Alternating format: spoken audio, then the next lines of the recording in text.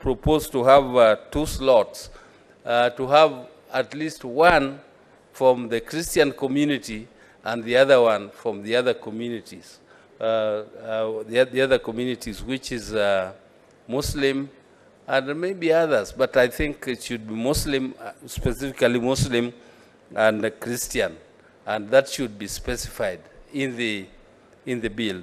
Mr. Speaker, I don't want to say more, but I would have liked a situation where this particular bill is discussed in the Senate in a bipartisan manner, where we don't take partisan positions, but we consider everything that is presented before us here objectively and for posterity, Mr. Speaker. Mr. Speaker, with those few remarks, I would like to support the bill. Thank you. Karungo.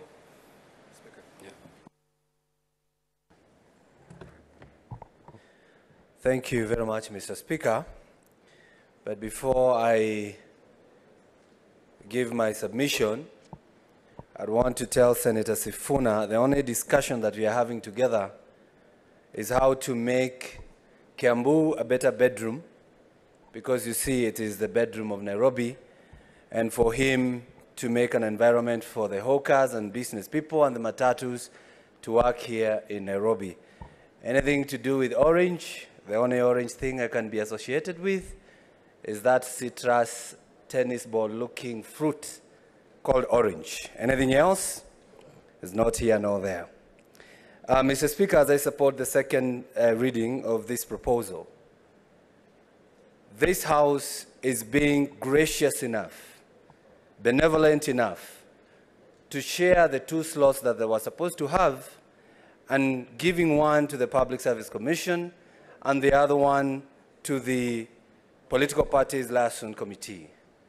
Mr. Speaker, what I would want us not to do is to even try to come up with a criteria of how these entities are supposed to elect their members. We cannot tell the inter-Christian or inter-religious council how to elect. I think it's a body that understands their mandate. Just the way we are not telling the lawyers, we need wakili wa mashamba, we need a constitutional lawyer, they know who to bring to this panel. And the same thing, we are thinking about the next election, not this election. I don't even understand what the majority or the minority means now, because you don't know the next government that is coming. So all we need is men and women of integrity to be appointed to this panel so that they can have a nice commission that is not partisan. Mr. Speaker, this amendment, I can call it a multi-partisan, it's bringing a multi-partisan panel of people from different sides of political divide. The Parliamentary Service Commission, that's where the politicians are. The Public Service Commission, that's where the workers of the nation are. The Interreligious Council, that's where our faith is. The Law Society of Kenya, that's where the learned friends are.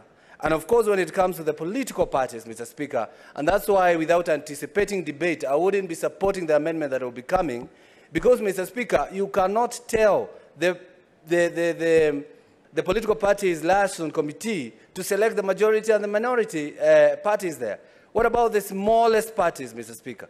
The Tujibebes of this world, Tujiweke and all those parties, Mr. Speaker. We need them also to vote and have a voice. Because if you say the majority people, I always say here in this assembly, Mr. Speaker, in this Senate, Mr. Speaker, I have the majority votes in this Senate from the Kenya Kwanza side. Honorable Sifuna, the majority votes from the Azimio side. But you only have 1 vote. Otherwise, if you want them to bring somebody here so that the majority can be voting, then I should have 3 or 4 votes in this Senate, Mr. Speaker. 1 man, 1 vote. So that one should be kept in their mind when they're selecting their members. Mr. Speaker, I'm happy when I see my good friend, Senator Osotsi, talking about the formation of the Commission of Inquiry.